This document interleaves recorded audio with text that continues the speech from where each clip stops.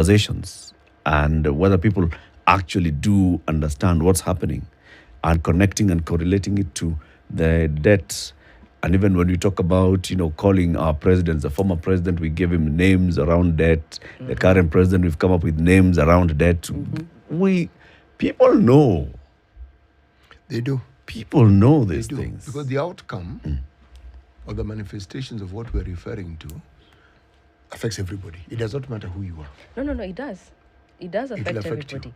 And I would even say they've also, in line as with this conversation about the high cost of living, they've also learned harshly the impact of, climate change based on the period we've just come from. Because I was just discovering, again, still interacting with the traders, that a good chunk of the peas and potatoes that we were buying in Lower Kabete between March, April, and May were actually from Tanzania. What? Yeah. In my market, in Lower Kabete, were actually from Tanzania. And ordinarily, where do they come from? Like I said, the Nyandarwas. Same Nyandarua area. But because of the climatic conditions we were experiencing as a country then, whatever was coming was not enough to satisfy. So we ran out of minjis. Yes, the demand. My friend. We ran out of minjis. So that is starvation looming. Shelled minjis in a 2 kg kasuku were going for as high as 700 shillings. What? Yes. Shelled? Yes. Ile wamekutolea kwa maganda. Peas out of a pod. Yes. But no, 700 for 2 kg. Yes, in a marker, because a 2 700 is a kg lot of money. kasuku of carrots had gone up to as high as 400 shillings. Because, I was looking at, there's the shopping you're used to. So we each have roles in the house. Yeah. So this one does the supermarket shopping, this one does the vegetable shopping. So I'd come back on a normal market day and I'd wonder, why am I seeing a third of what we normally get? And for how long will this sustain us? Yeah. Mind you, we are a 2-person household. So then I have to ask myself, what becomes of the household that has 2-3 children, right? If they're approaching their teen years or in their teen years, there's also the increase in consumption that comes with that growth spurt. Especially if they're boys. Yes, because I remember when our house helps boys were in their teen years, and she would say, "Akinjoki sapa nowadays, I pick a whole packet of unga." And it goes in one sitting. In one sitting. They're still in their teen years, but now transitioning to exit high school. But if that consumption is still what it was, yeah, imagine. Then I pause and ask myself, what is the reality in that household? Because it is very different from the reality in mine. You see, you've just given the perfect analogy. This Kimbo, well, Kenyans understand. You say Kimbo Kasuku, they understand. They get what you're saying. Yes, it's 1 kg. Yes. Or is it the 2 kg? It's the 2 kg 2 one. The 2 kg kg one is the big one. The 2 kg. Now, when you say 700, it means previously it was less. How much was it less? How much was it before? It was less because unshelled in a 2 kg kasuku, we would get it for 200 shillings. Shelled. So if they shell, let's say 350, 400 on a bad day. So it's doubled. It's doubled. Yes. You feel it very directly. And why it's higher is because unshelled actually holds a lot more in that 2 kg kasuku as opposed to, shelled holds a lot more in the 2 kg kasuku as opposed to the unshelled. So you can understand the difference in price. Yeah. And also, they have saved you the bother of shelling it yourself. Yes. If you're not, if you actually do not have the time to do the that. beauty of these things is that they're plastic, isn't it? Yes, some of us remember a time when the containers, you're smiling, I think you know I'm going with this. Well, the tin Kimbos. The tin Kimbo. Yes. So, Goro was proper Goro. Yes, but what they would do with the bottom of the tin, they would knock it upwards. Yes. So if you want to fill it, reduce the depth, I the think volume. water is not there. So this trade practices have not started the other day. No, they're historical. Where people organize potatoes nicely for you at the top of the bucket, kumbe even beneath if it is just a vacuum. Yes. Kenyans are Kenyans. Annabelle Njoki, a lawyer, political analyst, is our guest this morning. She's the Duchess of Kabete. And in Kabete, things have not been good. You know, when Minjis are unavailable in a Kikuyu homestead. People are starving. You know? Kikuyus with Minji. Like Inseparable. this. Like this. Minji, waru, Carrots. carrots, And meat. That's and a stew. kanyama. A stew. Yes. And then now you look at Githeri. You know, the green maize. Yes. Before it dries. It's called bebejua. Yes. Right? Yes. Now that kagitheri of bebejua na miji. Na kewaru. Bebe, I understand. So Like a carrot. So jua is what exactly? Young. That's The young, maize. bebe, young. young. Yes. Yes. So when you mix it, When you mix it, royalty, these ones. Royalty. You visit Annabelle and she gives you that githeri of bebejua, na tomiji, na kakarati, na tuaru, na kakavish, kanyama. Complete. Now all those things have gone up. Cost of living. So you're reducing people from royalty You know? to making them peasants. plebeians. Ah, Yani wananchi tu completely, you go, they're plebs. 28 minutes to 8. Let's take this break on Spice FM. This is Kenya's biggest conversation, the Situation Room, also on KTN Home and online. We'll be back shortly, taking a look at the weather and traffic. This is the Situation Room, the only way to start your day.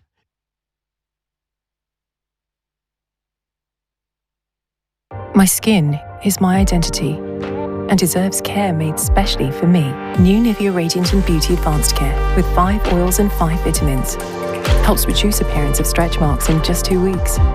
For your shade of beautiful.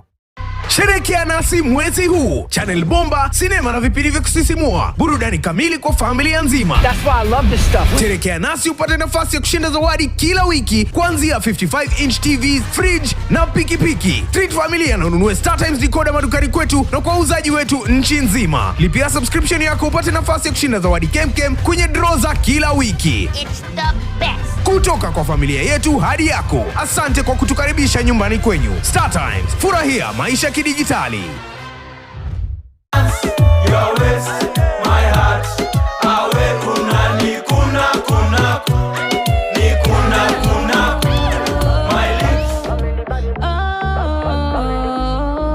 Well, it be much, now gotta make my top be the rush. The kind money we got.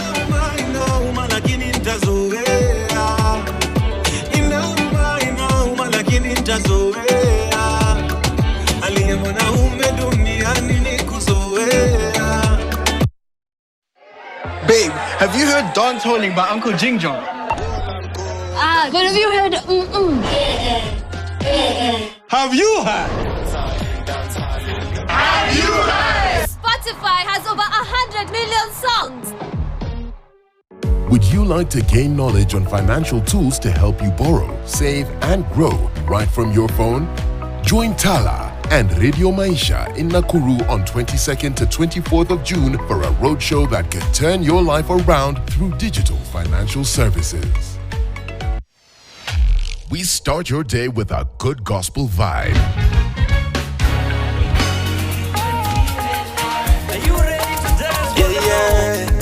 We keep it fresh.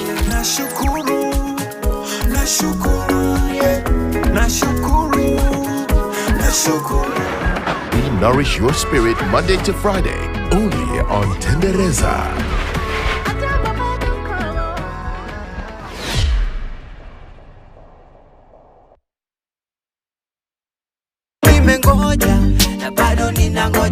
This is John May, the original, and welcome to Behind the Music.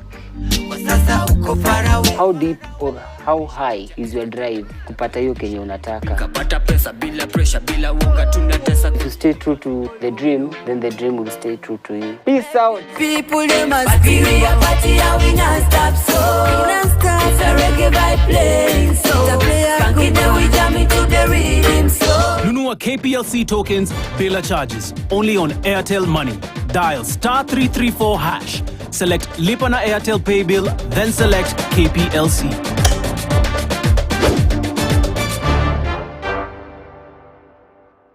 One of the restaurants that I used to supply to wanted to sell. So I decided to just bid. And I knew they were asking for, I remember, 18 million. And of course, account yangu ile naangalia niko na 40k.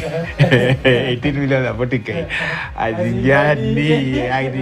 Having grown up with that poverty, I hated it. So I created a very strong saving culture from the beginning.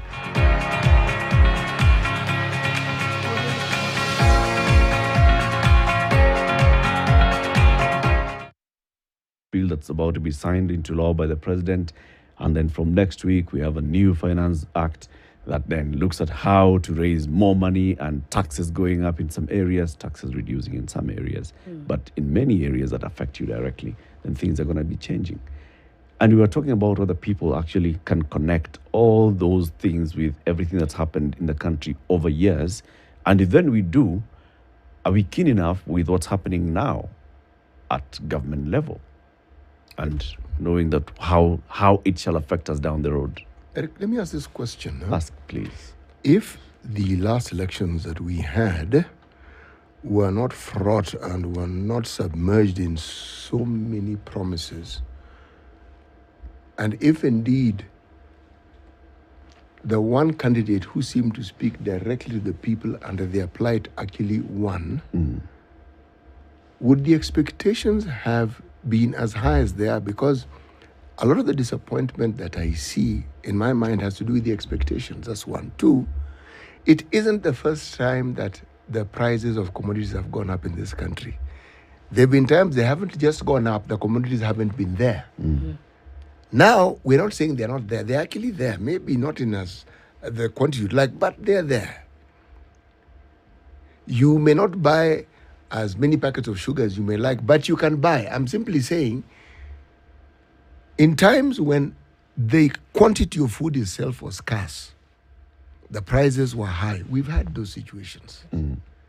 Here, we have high prices going higher, but the food actually exists. Now, we're arguing that if we tackle this matter at the production level, planting level, if it's agricultural product, it will be less. And yet, when you get granular on it, and you look at the processes that particular food substance takes before it gets to your table in the form of ugali, the cost won't really have gone down. Not really. Now, the question is, are we expecting too much from this government? Their promises notwithstanding. Is it? Are we being unrealistic? Yes. In our expectations? Yes. I'd say promises were made, yes. But I think this is Annabelle speaking. I will not speak for City Latif or anybody else. There was no day, especially any promise to do with agriculture, was going to be realized in a month or two. Because if you just even factor the natural process from planting to maturity and harvesting, it's not fitting within that period. The other thing also is we interact with politicians' campaign material, but I am not so sure just how keen we are to internalize it. And I'd like to just deviate a bit and use the housing levy example. You read the Kenya Kwanza plan, and within the first 5 pages of that document, there's a whole analogy case study kind of example talking about housing. Yeah. Housing that, if you look at that analogy, reflects more or less what it is they're trying to do right now with this housing levy plan. So, is it that they hoodwinked us? No, it was there. They said it. In writing, it's there. Publication, you can get it from the UDA website. So it's a question of, yes, perhaps we do need to manage our expectations. I am hesitant to say that we're expecting too much, because there's nothing I believe that has ever been promised in this country by a politician that could not be delivered. I believe what we lack is purely political goodwill and perhaps a semblance of lack of proper planning, or there's proper planning, but the guys who do it are not listened to, or their ideas are brushed aside or just rewritten and redesigned when the politicking comes into the mix. Yes. Because if it's planning, it's done. But then from what City is asking, from the citizens' perspective, so fine, the campaign happened, the promises were made at some, depending on what crowds and what was being amplified. The issue of housing was discussed at some place. The issue of food and food production was discussed at some place. Supporting of farmers, supporting of business people at whatever levels. All these things took place. Are we being unrealistic with the expectation that the government will deliver? Did we take everything and see, okay, there were too many expectations, but we believed everything and we believed that everything would happen all at once? There's a level of unrealism in our expectations. But when you as a leader have also opened your mouth and said, I am going to work on Road X within the next 2 months.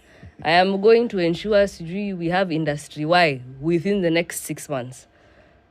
You understand, or at the back of your mind, especially having been in government previously, you know what processes and procedures you have to go through. So you actually know whether or not Those it is months doable. are possible. Yes, you do know whether it is doable.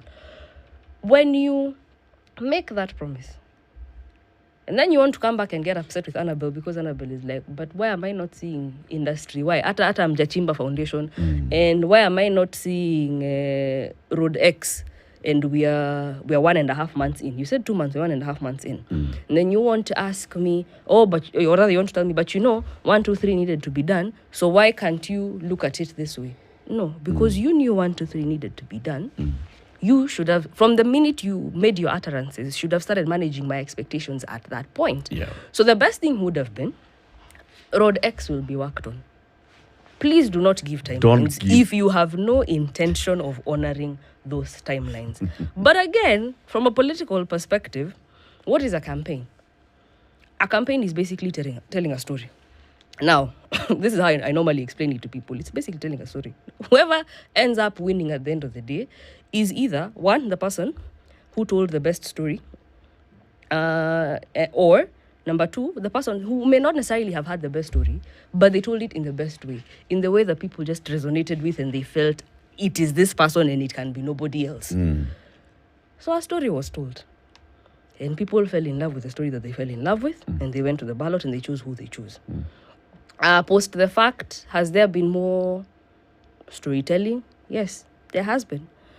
But now, the difference between storytelling post the fact and before the fact is, post the fact, you have been handed the instruments of power. You are the one to So actually as deliver. far as the voters are concerned, you have everything you need at your disposal to deliver on the promises you made.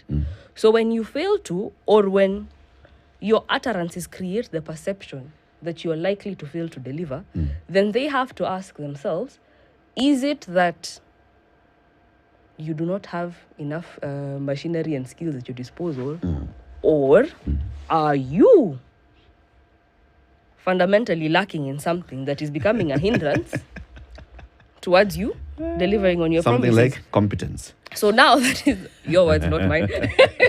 So now that is the conversation you're finding amongst Kenyans. So that tells you the fact that people can actually point out to the promise and the reality of you delivering or not delivering. Yes. Tells you that people understand. Yes. When people interacted with you at the campaigns, they understood what you were saying. And they were very keen with what you were saying. That's why they come back and now, okay, so we expected that this road is going to be done. So what now? Na pia kiongozi wenu amesimama amesema, na mimi nasema hii barabara inatoka hapa Karamenda, inaenda inapitia Karamenene, inaingia Karanyonyo, inafika mpaka Karojaja. Kufikia mwezi wa 9, hiyo barabara tutajenga. Yote itakuwa na lami. People take that. Now, as you're saying, that mwezi wa 9 is just... Yeah. But it also comes down to transparency and access to information. For the longest time, and this is why we have the requirement of public participation in our constitution, for the longest time, government used to operate like, I don't know, some boogeyman. There was a lot of things being done shrouded in secrecy. I understand that sometimes for a political leader, you may not want people to be too privy to the happenings because it works to your advantage in a certain way. But in the era we're living in, more often than not, it works to your disadvantage. Because if this person does not understand that this is where we will start, okay, this is where I start as your member of parliament. I come to you, you tell me, we need Market X constructed, we need that constructed. Okay, so I have to identify if it's a road, am I working with Kura or am I working with Kenha? And then I have to go to them and find out, okay, so what budgetary allocation do they have for construction of roads for this financial year? Or that budgetary allocation they have, how many kilometers of road are they looking to do? Or those kilometers of road, how many are in Kiambu County? Then from the allocation for Kiambu County, how many can I get in Kabete constituency? How long does that entire conversation take? How long does it take to get the approvals? If you're not willing to come back to your people and tell them that, hey, I promised you this road. These are the steps I have taken. This is the feedback I have received from the respective government entity. These are the timelines we're looking at. If you do not come back with that information, then you have nobody to blame but yourself. When you go to the market or you go for a church service and they start heckling you, you cannot hate them because you made a promise. They had an expectation. You're the one who failed to come and communicate that, guys, yes. But also, if you become truthful, Annabelle, and you're Kuko. Same. You come back and tell them, I've gone to Kenha and I've realized, I've come to Kura, I've realized they actually did not have sufficient budget for Kiambu County, so not much really can be allocated even to Kabete constituency, and now this is an issue. We have to wait until the next year. I'm going to lobby so that in the next year they have a budgetary allocation that we are going to. So when are we expecting our road? Now it's about 2 years that people will look at you and like, this one. But also, if you're a good politician, the other MP went with the president or went with Rigiji to a church service and they started doing the road. This guy of ours is giving us books. Something situated to say as a politician. This story, it's not a competence issue I want to speak on. I have a group of leaders who I am convinced, every time I look at their non-performance and we blame them, I say it is not their fault. They are not competent to do the jobs they have. So, we should go easy on them. That's most of our governors, in short. Now, what I wanted to talk about was propaganda and how it trumps development records time and time again. The person who seems to move from state to state is a good propagandist. You're talking about the promise he made for the road and he doesn't have the money. He doesn't just tell you that, but he offers you something else. As we're waiting for this, this is what we can do. So people feel it's not as though all is lost. There's something is happening. Yes. So you always need to identify your low-hanging fruits. What are the ones we can implement quick fast? Yes. Once you identify those ones, at least it gives them a bit more grace. But also to be patient with you. That basically is hoodwinking. It's a smokes and mirrors. Yes, it is outright. It's mischievous. I know. The promise was a road, and I'm coming to do border shed. Yes. As we wait for the road. But Eric, on this matter of truth speaking, there are political leaders who have gone over time, have gotten their electorate used to them speaking the truth without embellishing it, and people have gotten used to it. Yes. So when they say a certain thing, people will say, okay, we've heard you because we know how you speak and you're speaking the truth. So the others will answer, what then can we do? There are individuals, unfortunately there are few, but they exist. People who don't mollycoddle what they're saying.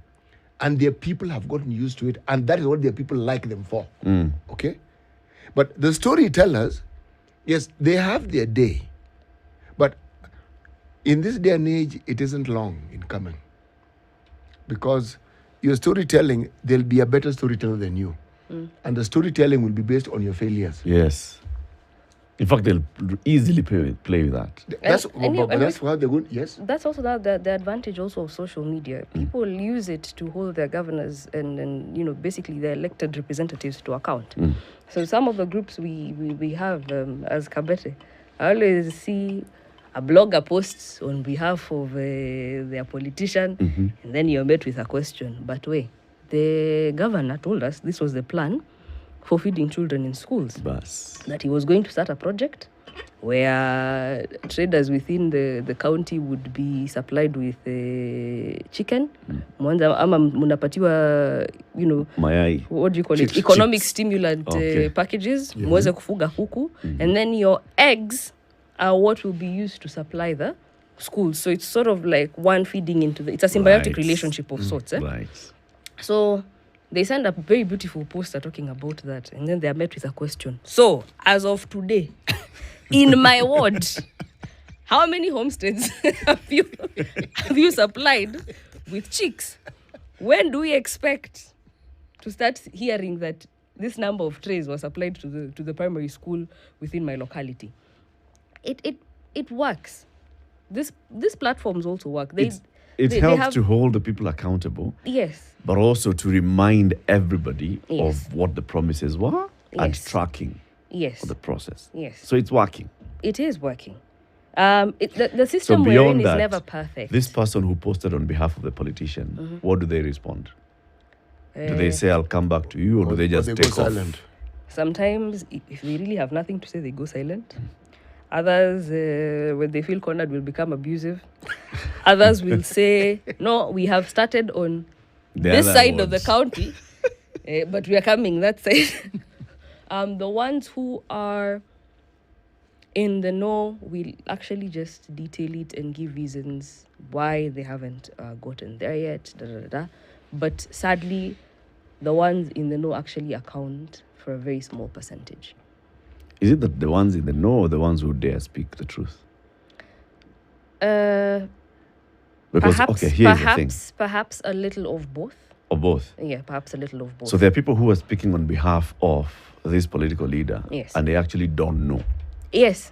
Because you're a blogger, your work is just to hype the guy every day so that you make sure people don't forget about him. As long as you made your 1,000, 2,000 for the day, you're happy. So the politician has just basically had the blogger to Yes. just keep my name Yes, alive. in those spaces so that Keep people my don't name forget. in those spaces, whether they are insulting me or not, just make sure they're talking Yes. about Annabelle. Yes. That's a good one. It's a good strategy as well. It works. It works. But now it's just. But now going back still to cost of living, and I gave the analogy of my household vis-a-vis the other household. We also need to take into context the realities in what were previously referred to as the marginalized counties. Nowadays, we've transitioned from just marginalized areas because at some point the area government realized even in a poor county, you will still have a region that is doing better than others. So Yep. now we refer to marginalized areas. And last month, I was consulting on a project that had us, transitioning or moving through 6 counties. And I remember basically what we were doing was public participation. And when we were in Lodwar, we found that we had a lower turnout than anticipated. And when we got to talking with the people, they're saying, hey, listen, please understand that the geographical realities of Turkana County are not the same as Kiambu County. Here, our villages are miles apart. So there's somebody who would have loved to be here, but the village is 300 kilometers away. Now, because of the cost that is added onto the fuel as it is being transported there, you find even their public transport system is not as good as even in Laikipia. It's struggling. Yes. So you find that the cost that a resident would have to incur to attend a public participation session from that village that is 300 kilometers away could come to easily 12,000 shillings. Why? For them to travel from there to Lodwar, they're charged 3,000. The trip back is 3,000, that's 6,000 shillings. If the public participation sessions run to the evening, obviously they cannot go home. So that means taking accommodation in town. Where are they getting this money? So even as we're having the conversation about the high cost of living, my context and my reality is as a resident of Kiambu County. But what is the reality of the resident in Turkana, in Mandera, in Wajir. So we really, really need to take the conversations about equity seriously. How much more do we need to do for that person so that they can come to the general level that the rest of the country is at? Yeah. That's true. And also because that public participation ought to have gone closer to them, not them coming all the way 300 kilometers to participate. And the reason why the people are not taking it there is because, okay, so if we do 300 kilometers and go and find a village and then maybe we engage with 50 people, then we have to go another 250, engage with 39 people. We have to go cross another. It's better if we just add 50 plus 39, we bring them to Lodwar, ask them to come to Lodwar. You end up with 15 people. Not necessarily. Anyway, who have not come in this context, they were actually willing to go the distance, but budgetary constraints. You know. So now you have to, it really makes you now go back to the drawing board and ask yourself very many questions, because this was a first time experience. So now they're like, okay, so now moving forward, as we are budgeting, if ever we're having an activity like this, then now we know we have to. Can I ask you a question? But I say, for me, the learning point was just that the equity conversation just doesn't stem across certain facets. Yeah. It's across Face-to-face board. meetings work wonders. They We're do. running out of time. But when you talk of public participation, if one hears a message, a conversation through the radio, it is still participation. Yes. Yes. Because they have heard. Now, you may ask, but can they call in? Those 300 kilometer away villages, do they have phones? Chances are one or two people have a phone. I'm just trying to say, this is the thing out of the box situation, where physical meetings may be an impossibility. True. But it doesn't mean you cannot reach them. You can do, say, bulk SMS. Yes. Yes. You can. So there are all these things that one can do. And even those with these rising costs are going to become difficult. Because someone is going to weigh between going to look for food and attending a baraza. A baraza? Yes. That will cost him 12,000 bob. Yes. But that is why Kenyans are also now, you know how they ask for handouts during campaigns? That is why now politicians are also going to have it very hard, or even government in general is going to have it very hard conducting those sessions, because citizens have now gotten to the place where they ask you to pay them to attend those barazas. Yes. Because I am going to be stopping my business for the day. Yeah, but they're mirroring exactly what our elected leaders do. They are paid to attend parliament. To go to parliament. Not parliament, those sittings that they have in committee committees, meetings. they are paid. So when you want the Wananchi to attend a committee public participation baraza, they want to be paid. So unfortunately now it skews even the public participation. Yes, it Because does. as a politician, if I'm going to pay, I'm going to pay the people who are friendly to me. Yes.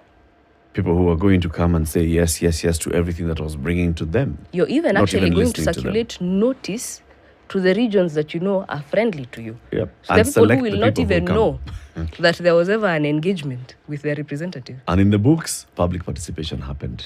Yes. Annabelle, thank you very much for joining us today. Come again soon. Thank you. Asante sana. Annabelle Njoki is a lawyer. She's a political analyst. She's been our guest this hour. She's the Duchess of Kabetishire.